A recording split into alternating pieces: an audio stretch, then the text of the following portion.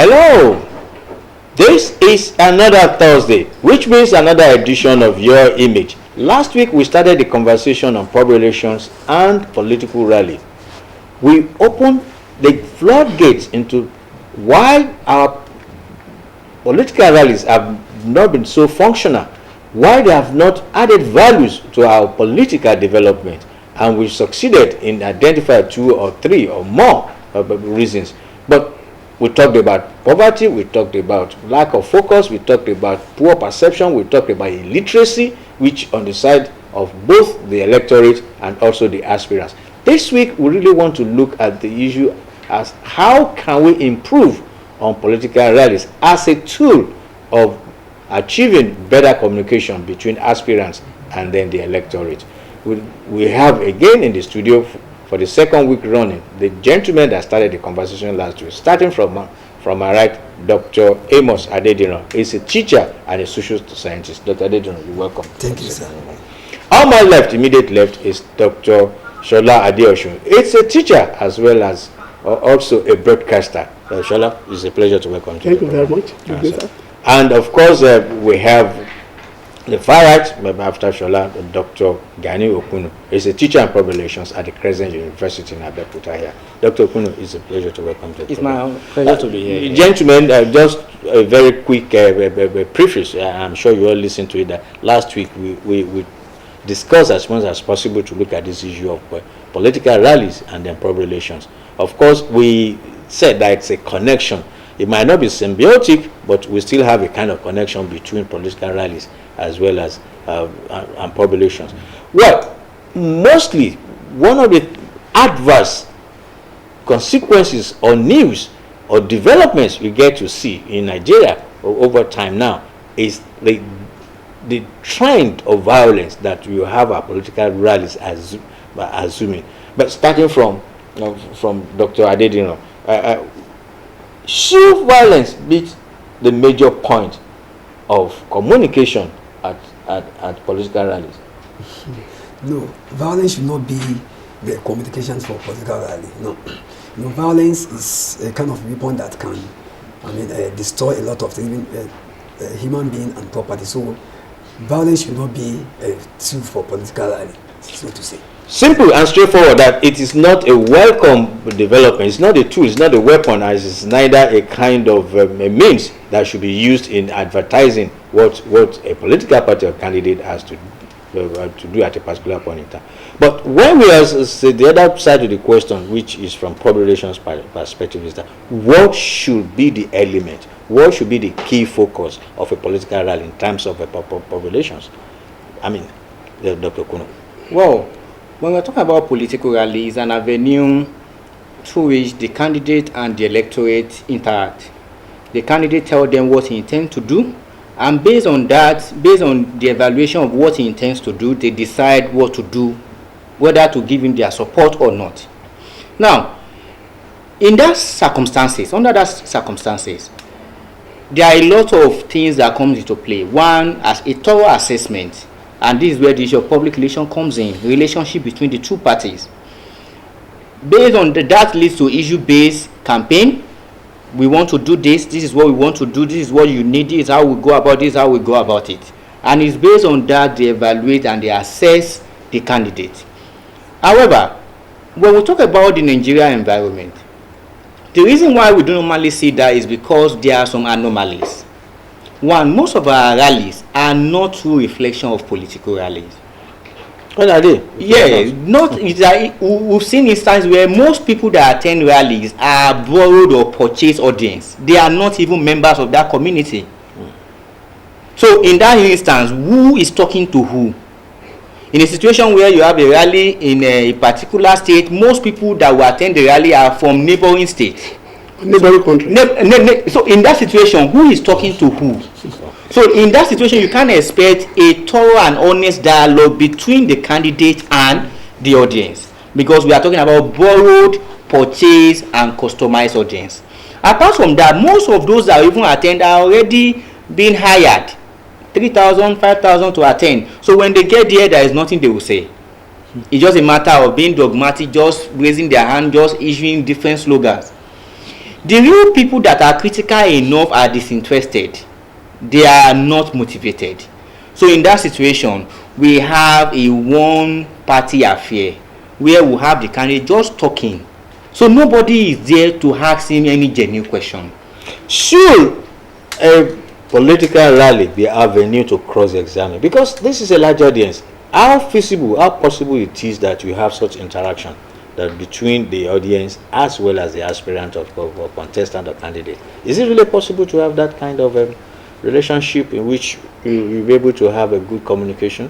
Thank you very much. I think it should be the better place for the people, the voters, to actually ask the candidate to clarify certain issues. Remember, before that rally, a lot of messages from that political party and that candidate have been relayed to those people through various media like social media and all the rest.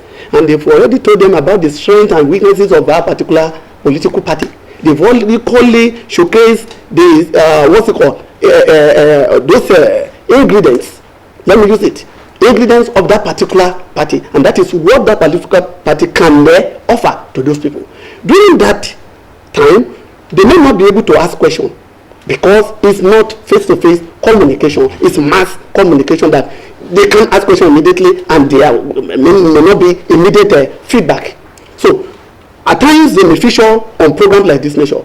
How many of them that have that access to that person to ask questions and for clarification? But during the political rally, there are certain fundamental questions they should be able to ask.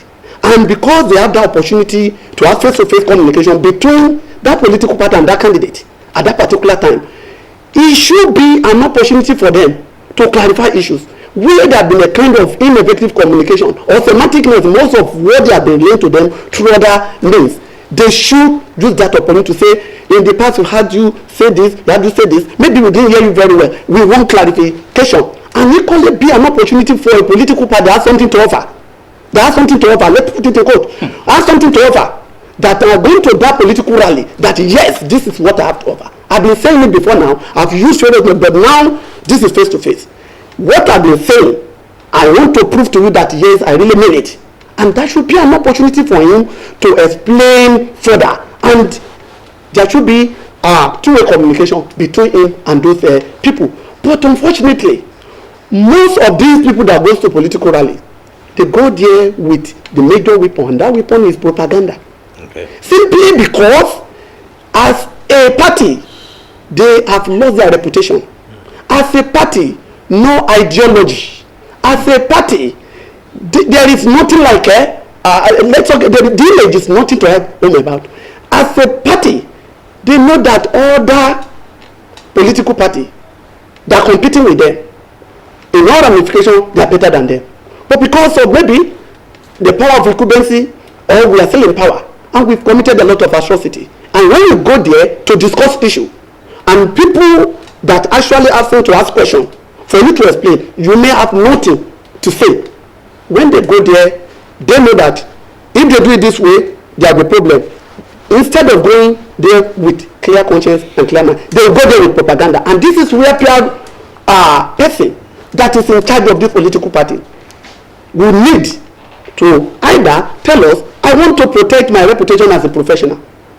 So that when they begin to ask questions, this person that is addressing these people in this rally, is there any political, any advisor, any media person that guiding him, any PR person that already done the kind of homework before he goes to that place? All these questions will forget that one day, few people will begin to ask this question, if not immediately, but later. But because we have nothing to offer, and there is no way a good PR can sell a bad product. Most of those products we are taking to rally are bad products. Well, I think it will be premature to be able to judge such a contest that because some of the products may be, but it can't be all the bad products. Otherwise, there won't be any problem itself at the end of the day from the generalization. Let me back it up with one example. Recently, maybe I can't use that example on this. I hope it's not something that. But let's switch and even look at it within our own cultural context. Quite often, you can't divorce culture from the way things are done in the community. Part of our culture is entertainment. we dance a lot. Even in our churches, in religious lives, and so you see a lot of dancing. As those are common elements we get to see even in rallies. How do you reconcile that in terms of information that exchange? Because are we communicating? Because a lot of people will say, what you tend to see in most of the political rallies is just people singing and dancing and clapping without really. Are we really? Is it a culture that is really making us so being exploiting our culture, or can we really say that we can amend our culture in such a way that it helps us to improve on our political rallies? Okay, sir. Going there to dance and sing and dance, that is, when they are trying to dance, they want to gain the attention of the audience. So by the time they start dancing, the audience will start dancing. So from there they will gain their attention, and then they will now tell them what they want to tell them. So with that dancing and singing and entertainment, they gain the attention of those people. Like what Dr. Okuno said. He said many of them have borrowed the commodity from other neighboring states. Okay. So they have come there to watch and dance and see what is going on. So those people who want to compare to them, they will dance and use that one to gain their attention as a kind of attraction. When they use that one as an attraction. Sure. Now, when you relate this informed choice to ability of people to understand critical issues, and so and we have said for a large country like this, where political rallies are becoming a major tool, because it's a major tool. Apart from television, I think where you tend to see political communication holding a rallies, they almost virtually every part from at every level. What is it that we are missing, whether in terms of intellectual or academic way or professional way? What is it that we are missing, that we have in packaging this kind of important social communication strategy as a vital tool for Nigerians to benefit from? What are we? You are in the academic community and as a professional. What is it that at the population's level we are missing? Well, if we look at it very well, one thing we should understand is this: PR is part of marketing tools. Yeah. To market the candidate in campaign, and as a professional, your role your objective is to see that your candidate has the best view, has the positive image and representation. Now, so if the audience are not critical enough, then we shouldn't blame the PR practitioner for being silent on some areas. So that is to his own advantage.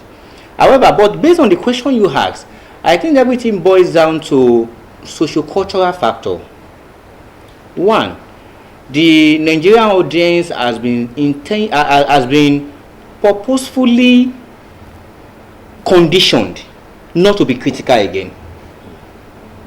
I see it as a deliberate act, because when they are critical, they will ask questions and the leaders will be accountable.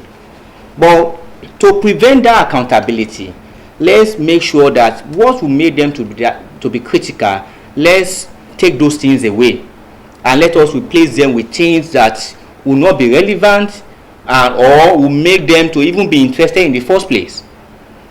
When we talk about being critical, you have the issue of right information, you have the issue of intellectualism. This is where the issue of elite comes in, setting agenda. This is what the people need. But I like we said, first, those that will set the agenda have misplaced priorities. Nigerian elite, whether they are doing intentionally or unconsciously, I don't know. But I think Nigerian elite has joined those they're supposed to attack. So then, on the part of the audience, we will now see that because there is no genuine agenda, it affects their own decision-making process. Then two, they don't have the right information. When you don't have the right information, then you can't engage in critical decision-making. So it's just a matter of, this is what we want you to do, just do this.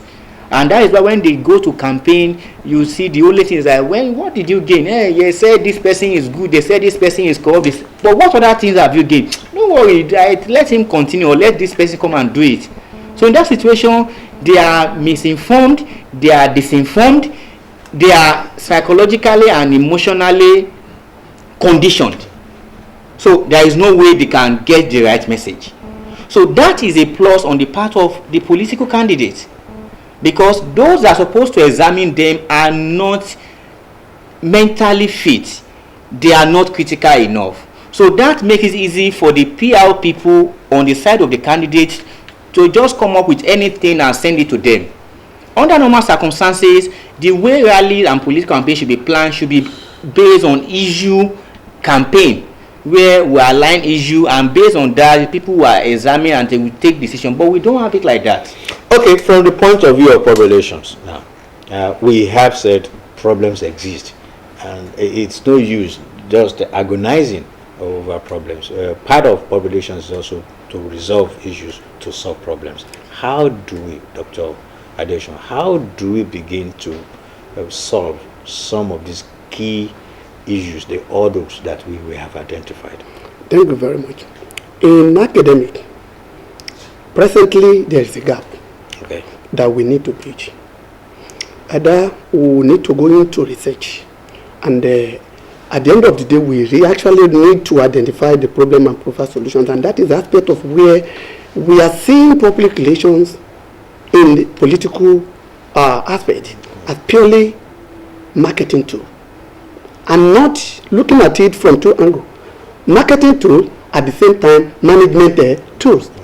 So when we go into political communication or political marketing, we lay emphasis on the use of public relations as marketing tool in promoting the political party, the candidate, managing the manifesto and the campaign. But beyond that, there is management aspect of it that public relations tool should address, and those areas are not being addressed. And that is why when we get to political rally, all this issue of violence, hate speeches, condemnation, attacking this, attacking that, we don't bother, because in the first place, what we after is that we want to market this particular party and the candidate.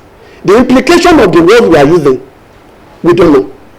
And at the same time, we don't actually sit down and evaluate ourselves. After going to those people, we need to sit down occasionally and see, before we go to the next rally, let us see what we did in the last one. What are the areas that we made mistake? What are the areas we need to improve? We don't do that. Simply because we look at the society itself as if we are above them. And at the same time, whatever we say, they can't question it. And this is because majority of the voters who will actually go out and vote on the day of the election are these uneducated people who lack certain information that can enable them to say this is the right choice we are going to take. Majority of the educated people that have benefited from the few information fact about the political parties and the candidate, where will you see them? They can be talking on the social media, talking on the radio, talking on this one, but on that particular day, they will not go. And when these people are seeing them, relaxing at home, on the day of the election, after arguing with them in the street, after this and that, it's only these people that will go to the polling booth and vote. When they get there, at the point of purchase, POP, in marketing, at the point of purchase, certain decision taken when you are coming from the home as a voter could be changed immediately, because the people you are seeing at that particular time are those that can cast influence. Exactly. Those people are supposed to be there, and when you see their presence, say, okay, you have come to a size of franchise, okay, how do we do it? As usual, we have said this is where we are going, and that is where we are going. At that point, the campaign should still continue until the final minute, when those people will see as not purely educated or have whatever the case may be, exercise their program. But between the time they leave their home and that point where they are going to vote, a lot of things will happen, and that will change the right decision taken right from home. And I think a lot of rallies are not doing that. We are not doing this country well. But the important thing which I just want us to do, because is getting critical is that the larger majority that even attend these political rallies are this same set of poor, illiterate, poverty-stricken people that we are talking about. The majority, the masses, as quote and unquote, as we call them. And the masses are so crucial. And you, from social scientist point of view, from even a teacher of social studies, how do we improve the content of understanding of these masses, that they can, at least minimally, they should be in a position to understand some of these issues that we are talking. How do we improve? Their content, the ability to understand the key issues. Or those who used to go to the poor, illiterate people that are the masses that you find in these political rallies. They are the ones that will go. Exactly. How do we begin to change them? How do we begin to give them new orientation? How do we begin to open their minds to some of these issues that we are, critical issues that we are raising? That it is not just to go there to dance. It's that they should also be not only be conscionable about the political progress of themselves, of their community, and of their country. That is, they should have a kind of seminar, or we should have seminar and maybe call them and educate them. Is it really possible to have for that broad spectrum of larger Nigerian society masses to have? We can, maybe on television. Yeah. So they can easily educate them through social media, okay, or mass media, or this television on the radio. They can easily educate them. So because many of them like watching, television, and many of them like listening to the radio. So through that now they can be educated.